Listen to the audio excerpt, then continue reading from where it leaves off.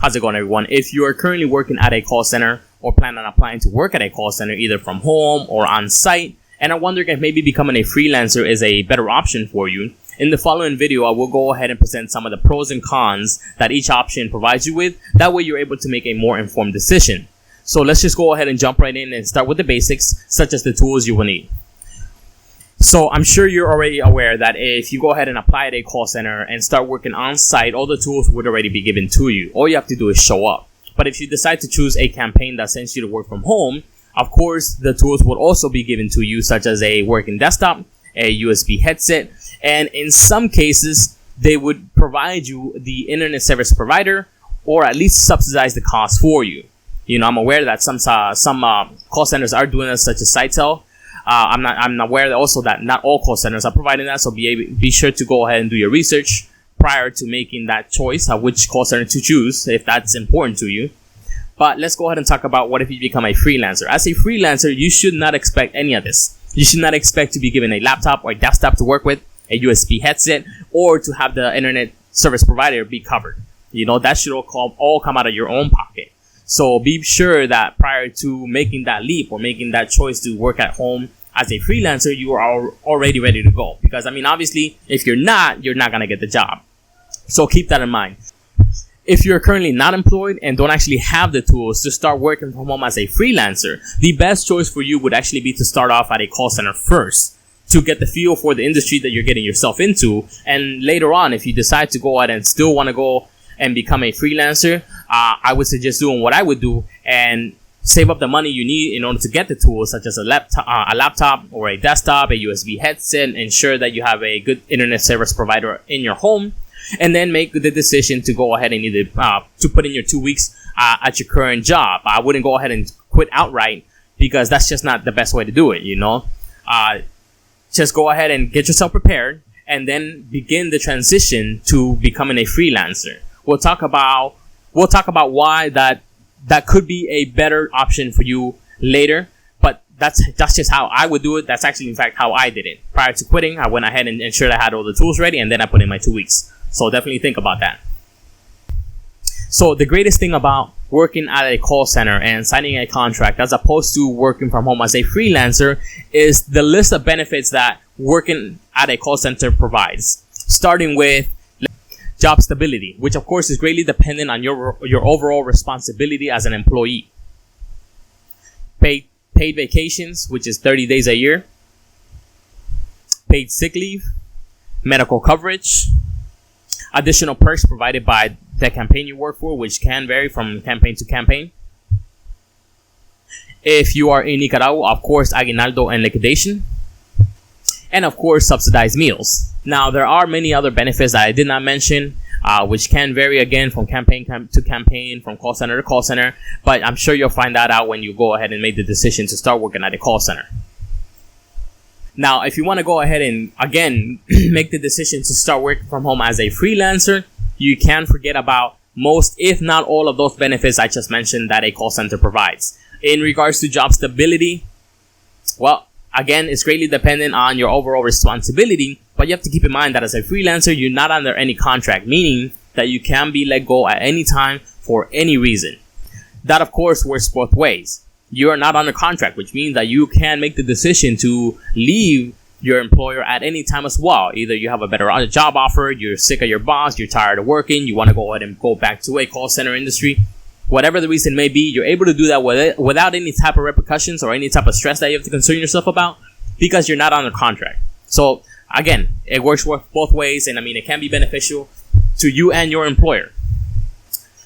Paid vacations. So as a freelancer, you should not expect this. However, there are some jobs out there that do offer paid vacations. I believe instead of accruing 2.5 a month like a regular call center, it would be 1 or maybe a percentage. Regardless, it is a certain amount. It is a specific amount that it's better than 0. You know, in most freelancing jobs, you will not be getting paid vacations. However, this does not mean that you're not allowed to take vacations.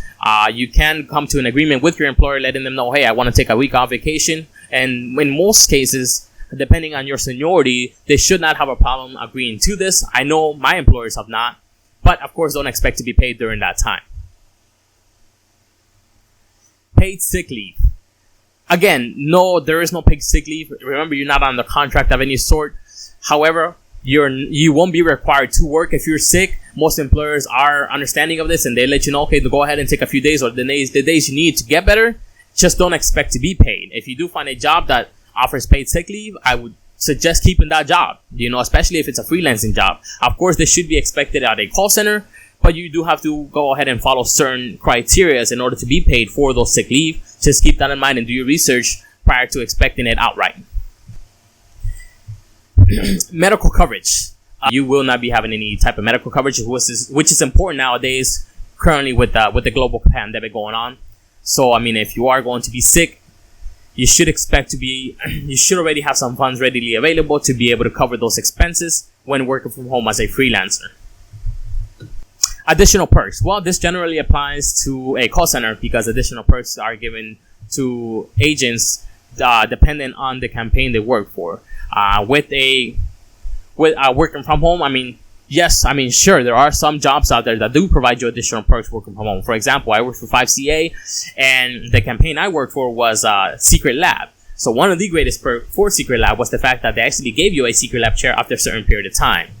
Although I did complete the time, my country of residence did not allow me to ship that product to me as fast as possible or within the expected time frame. And then I got a better job offer, so I had to go ahead and resign. So unfortunately, I couldn't wait to get that chair, but it is what it is. But there are additional perks when it comes to working from home as a freelancer, depending on the job you get. Aguinaldo liquidation. So I've only heard of one job while working from home as a freelancer that offers this, but it's not something that you should expect. In regards to the other job, I can't tell you exactly which one it is because I wasn't given the details, considering I could not make the decision to apply for personal reasons. However, just don't expect this when applying for jobs that are work from home as a freelancer. Weekends off. So if you have already worked at a call center, you should know how this works there. The weekends off is something that is earned, not given. So if you're going at a call center and you're new to the industry, don't expect to have weekends off once you're starting out. But if you do, great. When it comes to being a freelancer working from home, most companies are based out of the US, and most working hours are business hours, 9 to 5, Mondays to Fridays with weekends off. So that's definitely a plus about working from home as a freelancer. Subsidized meals. So you'll be surprised to hear that, yes, subsidized meals is something that's provided to you when you're working from home. Why? Because you have the option to cheap out on your own lunch or dinner or whatever meal it is that you eat, or not eat at all, so a meal is subsidized. So go ahead and keep that in mind when working from home. Now, after hearing what I just said, after hearing everything I've just mentioned, all the benefits that you do not get or may get while working from home as a freelancer, you may be asking yourself, Rick, why in the hell would I ever start working from home as a freelancer if you can't even get a subsidized meal? Well, let's talk about the pay rate. The pay rate difference when working from home as a freelancer than what you get at a call center as a call center representative. So when applying at a call center as a customer service representative or a sales agent, the expected pay rate is between $500 to $600. Hear me when I say this. This is an excellent pay rate, especially if you're just starting out or are new to the workforce. Starting out at $500 is it's life-changing, to be honest with you. You have the ability to go ahead and become independent with this type of rate, and it's something to be grateful for, considering the minimum wage that we are given here in Nicaragua. If you do not know English or a second language at all, you shouldn't. This is just, it's just such a great thing for us to have as bilinguals, and something that you should not take for granted. Now, to break it down a bit further, that is the rate. However, that's not what you should expect to get. Remember that you're under contract, therefore you should expect to receive some deductions such as taxes and, of course, Social Security. On average, when I worked at Sitel starting at $500, I averaged about $220 bi-weekly or $440 every month, which is still outstanding, which is more than one could ask for. Anybody would be very grateful to have that type of income. So now let's talk about the pay rate that you should expect or should be getting when working from home as a freelancing agent.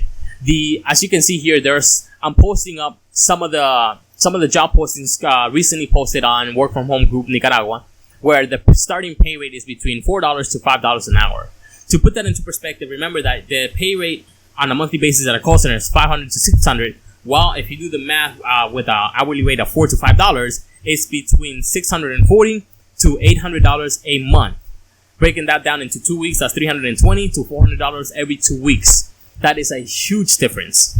Not only that, when working as a freelancer, you should not be getting any type of deductions aside from the fees you get for transferring the funds to whatever payment method is being used, which is minimal compared to the deductions you get at a call center. This is the reason why a lot of individuals make the transition from working at a call center to working from home as a freelancer, because this pay rate is very drastic. Going from $500 a month to $800 a month is a big difference that makes a huge impact on your overall daily lifestyle. $300 is a big difference. Maybe not to other individuals making lump sums of money, different types of pay rates and whatnot and so forth. But for us here in Nicaragua or other countries that are earning much, much less, $300 is a big difference to us. As I mentioned, the only thing you have to concern yourself about is the fees for actually withdrawing the funds. There are different payment methods out there. If you can locate a work or home job as a freelancer that pays through Remitly, great, because that, in my opinion, that is one of the best forms of payment methods, because the fees are very minimal as a side, or compared to being paid at a Payoneer or PayPal or whatever other payment method there are out there. The fees are very, very high. Remitly is very, very low. Let's say I get paid $200 or $300 a week. The fee is about $7, which is nothing compared to other fees. So go ahead and keep that in mind next time you apply at a position, and check out what their payment options are first. Now, you're wondering, okay, yes, that's true, though. That's an excellent pay rate. That's a big difference as aside to working at a call center. But is it more stressful? Yes. The answer to that question is yes. Working from home is a bit more stressful when doing so as a freelancer, because as you can see, if the only skill you have to offer is customer service or sales rep, there are very few customer service jobs out there to begin with in regards to being a freelancer, and most of them are either cold calling or appointment setting. But believe it or not, the pay rate does compensate that. You can overlook the fact that it's a bit more stressful, it's a bit harder, but once you get paid, you'll see, okay, you know what, it's worth it. It's worth the stress. It's worth the effort, the extra effort that you have to put in. So just go ahead and bear that in mind and give it a shot. I mean, if you have that ability, if you have the opportunity to be able to make this type of risk in life, I definitely advise you do so. I know I did, and I don't regret it. I don't ever plan on going back to a call center if I can avoid it.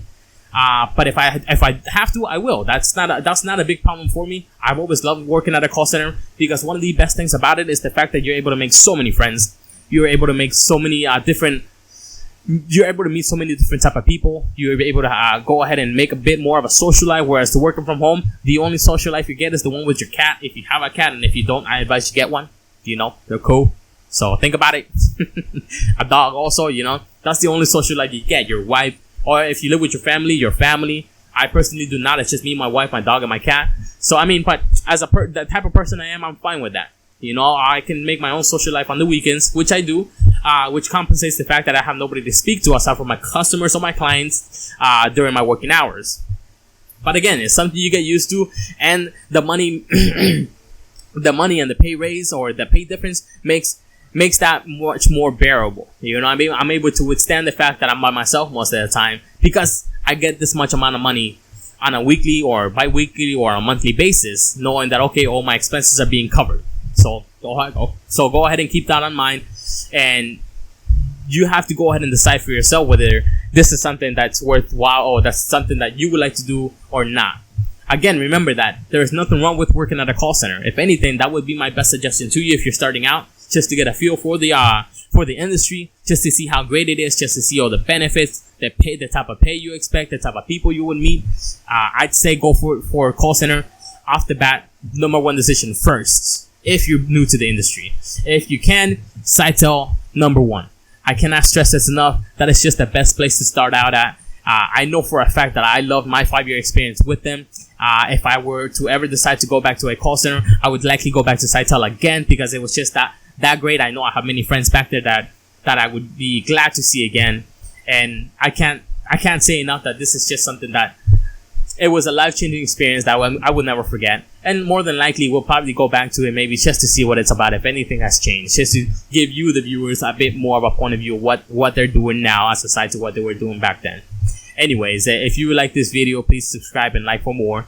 If you have any suggestions, comments, feedbacks, negative or positive, please be sure to leave them in the comments below, because this will definitely help me in my next videos coming up, you know.